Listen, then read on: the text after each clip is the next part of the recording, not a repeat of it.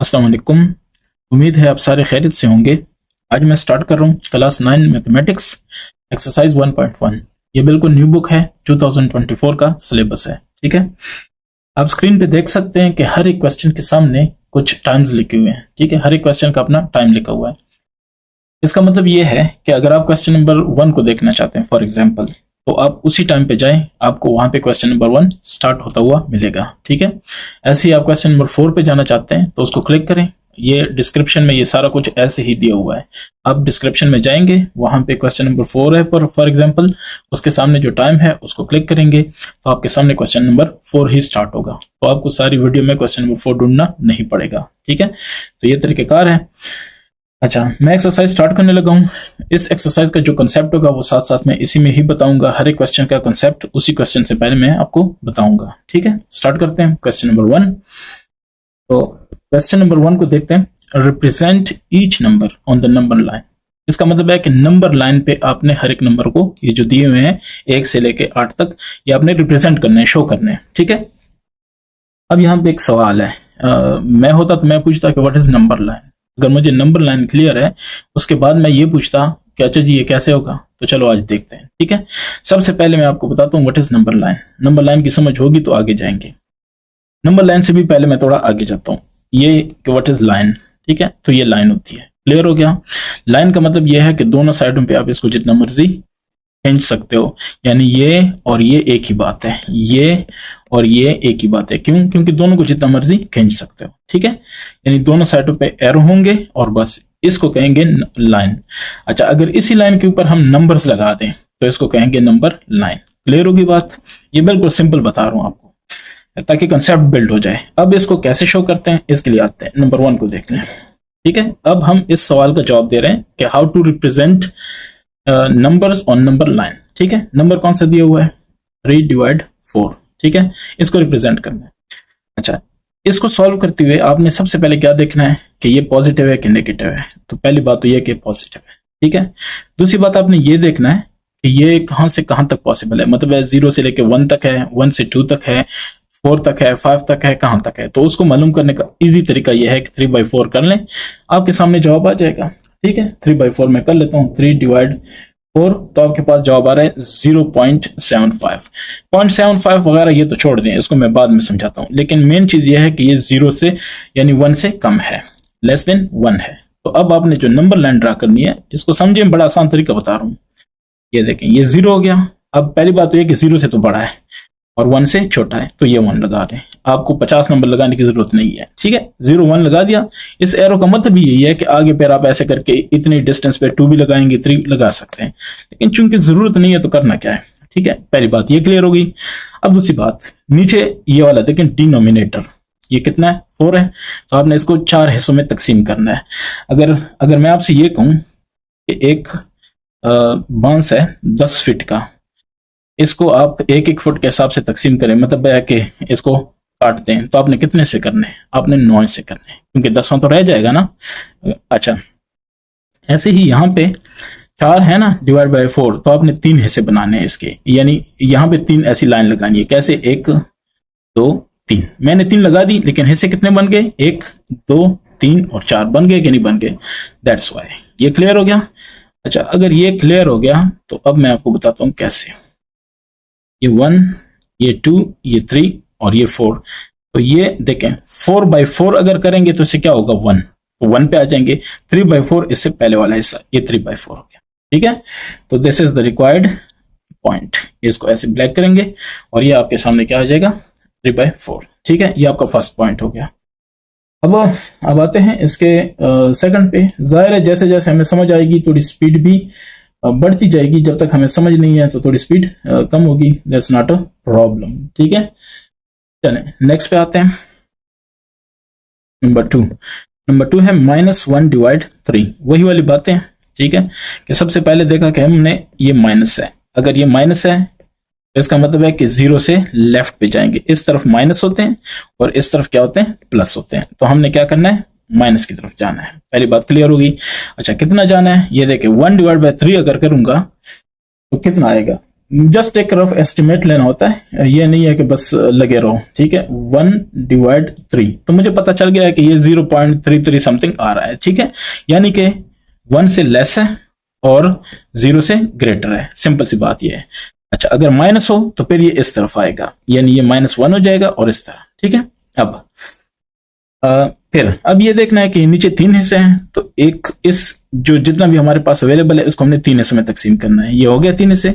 अब ये 1/3 है तो ये 1/3, लेकिन कौन सा, माइनस। क्लियर हो गया। अच्छा, नेक्स्ट आते हैं। नेक्स्ट को अगर देख लें तो ये देखें कि हमारे पास कौन सा है नेक्स्ट वाला। तो नेक्स्ट जो आ रहा है वो है 4/1/2, ठीक है। ये है 4/1/2। इसको जरा समझें कि ये क्या कह रहा है, पहले इसको समझते हैं फिर आगे बात करते हैं, ठीक है। 4/1/2 इसको मैं करता हूं, आप पहले समझें। जाहिर है पहली क्लास है तो मैं चाह रहा हूं आपको ज्यादा अच्छा समझ आए। 2 4 8 1 9, 9/2, 9/2 है तो इसको हम क्या लिखते हैं, 4.5 ऐसे लिखते हैं ना। अच्छा, अगर आप कहते हैं कि नहीं ऐसे नहीं, तो आप क्या करेंगे, ये भी क्वेश्चन है। ये है कि 4 + 1/2 कर लें, ठीक है। तो ये 4 + 0.5 हो जाएगा और ये हो जाएगा 4.5। समझ आ रही है। तो मतलब दोनों हिसाब से बात एक ही है, लेकिन इसका एक फायदा है। फायदा क्या है, अब देखते जाएं। ये हो गया, ठीक है। अच्छा, पहली बात तो ये कि प्लस है तो ये नहीं मतलब पॉजिटिव है, तो ये 1 कर दिया, इसको 2 कर दिया, इसको 3 कर दिया, इसको 4 कर दिया। 4.5 का मतलब है कि ये 5 तक जाए, यानी 4 से आगे है, ये 5 कर लिया, ठीक है। अब ये देखें ना, 4/1/2 अगर आप इस तरह से समझते हैं तो ये कर लें, ये भी ठीक है। अगर आप इस तरह से समझते हैं तो ये ज्यादा इजी है नंबर लाइन के हिसाब से। अच्छा, 4 + 1/2 यानी इसको 2 हिस्सों में तकसीम करें, ये 4 हो गया, 4 + 1/2 तो ये 4/1/2 ये पॉइंट हो जाएगा। क्लियर हो गया। इसको ऐसे दायरा बना दें। क्लियर हो गया। उम्मीद है ये इजी मेथड होगा आपके लिए। अच्छा, इसके बाद वाले पे आते हैं, वो कौन सा है, पहले मैं देख दूं क्या है कौन सा। तो ये है, और इस पे आते हैं। ये हमारे पास है -8, अच्छा हाँ, नंबर 4 8 स्क्वायर रूट है लेकिन माइनस है, ठीक है। माइनस, अच्छा पहले सबसे पहले हमने जो काम करना है वो स्क्वायर रूट फाइंड करना है। तो स्क्वायर रूट किसका है, 8 का। ये 2.8 ये आ जाएगा -2.828, या इसको कह दें, इसको आसान करें ना अपने लिए, जरूरी तो नहीं मसले बनाने हैं। 2.83 तकरीबन बनता है। इसको मजीद आप आसान करना चाहें तो ये तकरीबन बराबर, ठीक है। तो ये -2.8 हो जाएगा तकरीबन। तो अब आप इसको कर लें, कोई बड़ी वाली बात नहीं है। इसको अगर आप मजीद वो करना चाहें, अपने लिए इजी करना चाहें, तो -28/10 भी हो सकता है, क्योंकि इस पॉइंट के नीचे 1 आया और 8 के नीचे 0 आ गया, ये तो आपको आता होगा, ठीक है। तो ये आ गया 28/10। अब 28/10 है, इसको करना चाहें तो ये देखते जाएं। 10 है, 10 2 20, 8 रह गया। तो आप क्या कहते हैं इसको, 2 8/10, ठीक है। ऐसे कहते हैं ना, 2 8/10, इसका मतलब है 2 + 8/10। क्लियर है। अब देखते जाए मैं कैसे कहता हूं, लेकिन चूंकि माइनस है तो सारा कुछ क्या होगा, माइनस होगा। क्लियर है ना। अच्छा, अब देखें मैं इसको सॉल्व करता हूं। ये हो गया नंबर लाइन, आपने इसको रूलर से ड्रॉ करना है। इसको 0 माइनस है तो ये देखो 1, ये हो गया 2। अच्छा, यहां पे आपके जहन में ये भी क्वेश्चन आ सकता है कि कहीं पे मैं 1 और 2 करीब करीब लिख रहा हूं, कहीं पे दूर दूर। तो उसकी वजह यह है कि देखें ये डिवाइड 10 है ना, तो 10 से करने हैं, तो जाहिर है मुझे थोड़ी स्पेस चाहिए होगी।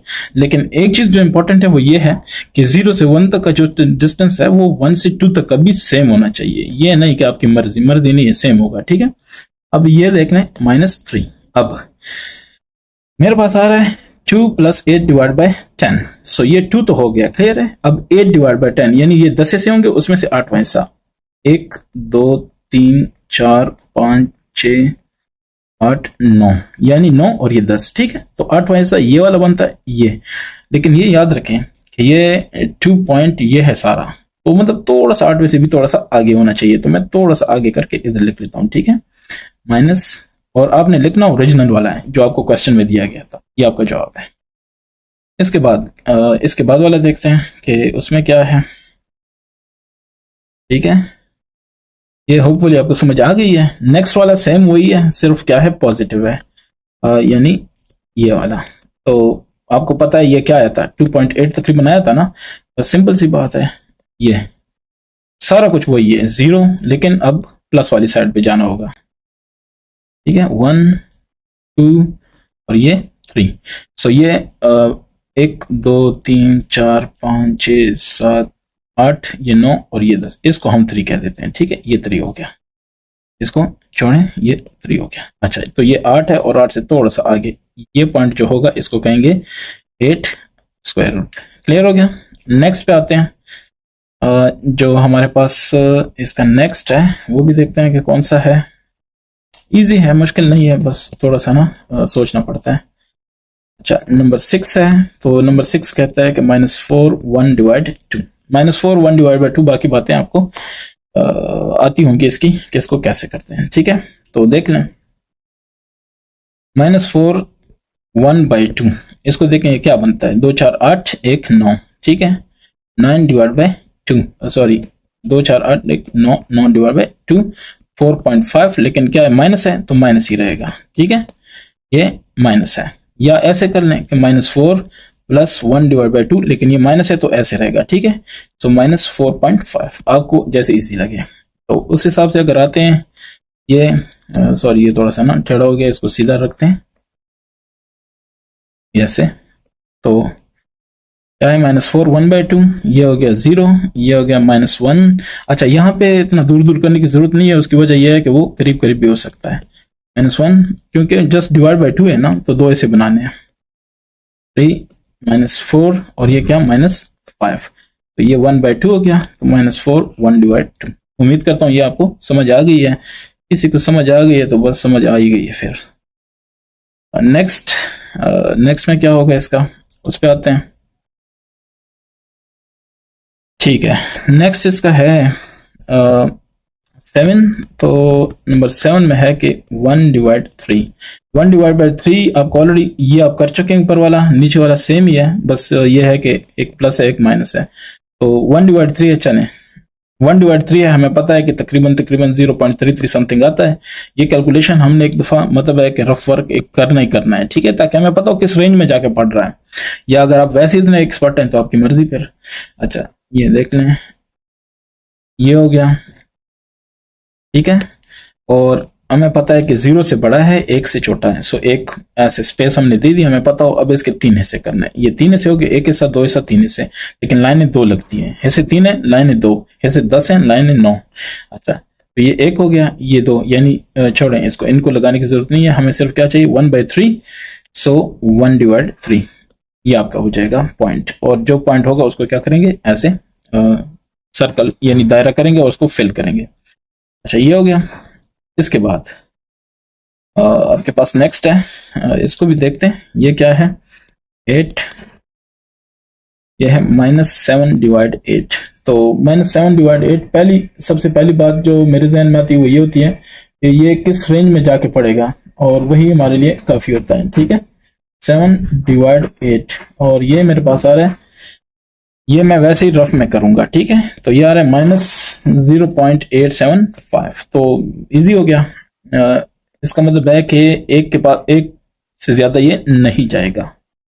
तो ये हो गया 0 और ये हो गया -1। ठीक है, अब नीचे 8 है, इसलिए मैंने दूर दूर किया ताकि 8 से बन सके। 1 2 3 4 5 6 7 और ये 8। इसको मैं फिर क्या कह देता हूँ, -1। ठीक है, 1 2 3 4 5 6 7 8। ओके, तो ये हो जाएगा -7/8। ठीक है, ये याद रखें, और ये भी याद रखें कि ये जो डिस्टेंस है ये भी इक्वल होनी चाहिए। ठीक है, ये वाला डिस्टेंस, ये वाला ये इक्वल होने चाहिए। ठीक है, और वो आप ज़ाहिर रूलर से करेंगे तो ज्यादा बेहतर होगा, क्लियर होगा। अच्छा, ये 8 तक आपके हो गए। क्वेश्चन नंबर 1 क्या हो गया इसका, आपका कंप्लीट हो गया। ठीक है, अब आते हैं इसके नेक्स्ट क्वेश्चन की तरफ। तो नेक्स्ट क्वेश्चन है इसका, क्वेश्चन नंबर 2 है। तो इस पे बात करते हैं, नंबर 2 की तरफ आते हैं। पहले मैं इसको जरा ले लूं, ये ठीक है, ये आपके पास है क्वेश्चन नंबर 2। इस पे बात करें। क्वेश्चन 2 क्या कह रहा है, identify the property that justifies. ठीक है, तो आपने वो प्रॉपर्टी आइडेंटिफाई करनी है जो इन सवालों का जवाब दे। ठीक है, इसके लिए अच्छा होगा कि पहले मैं आपको ये बताऊं कि प्रॉपर्टीज हैं क्या और कहां से आई है, हमें कैसे पता चलेगा, तब जाके हम इसको सॉल्व कर सकते हैं। ये आपकी किताब है, ठीक है, आपने इसको देखना है और उस हिसाब से इस पे काम करना है। मैं सिर्फ समझा देता हूँ बड़ा बड़ा करके, फिर वहां पे जवाब देता हूँ, ठीक है।